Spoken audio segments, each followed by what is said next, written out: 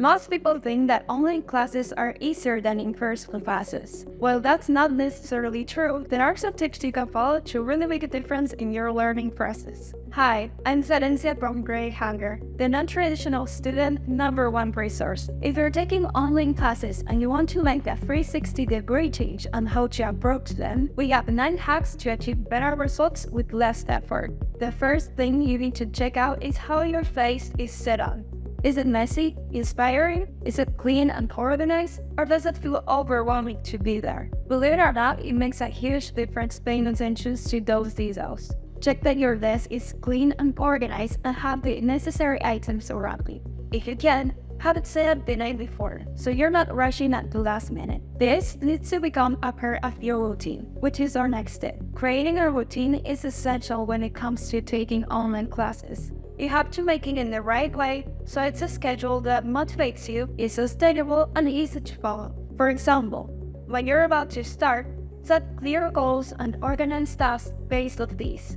Also, you can schedule a specific time to do the assignment or set a clear path of what you need to do. Then, it's critical you get organized digitally. But what does this need?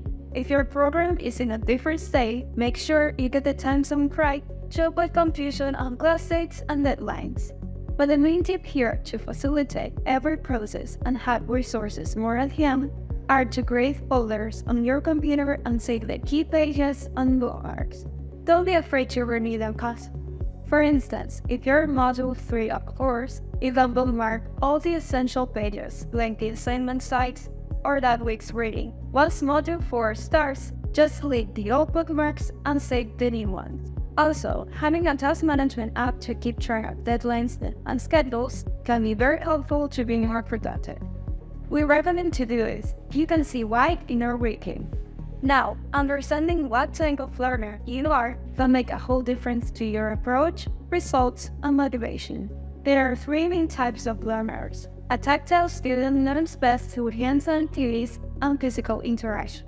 Visual learners benefit from diagrams, charts, and videos. And auditory learners absorb information best when listening to audio and reflecting through conversations. Once you know which one you are, you can start using methods to facilitate learning and remembering new information. It'll leave you resources for all types of learners in the stretch tool.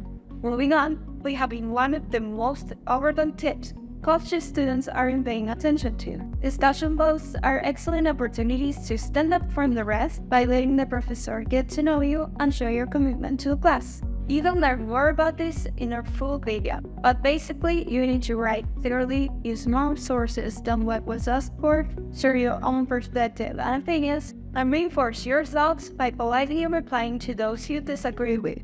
The end goal here is to earn as many replies as possible so your post can stand out. Another great tip is to use the right apps and extensions.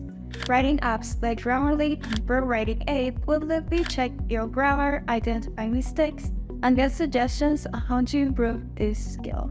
Then, note-taking apps like Notion and Evernote can give you an extra hand by storing important information and getting your tasks organized. And since you'll be dedicating long hours to reading, you should use apps like Speechify that can read out loud any text you want.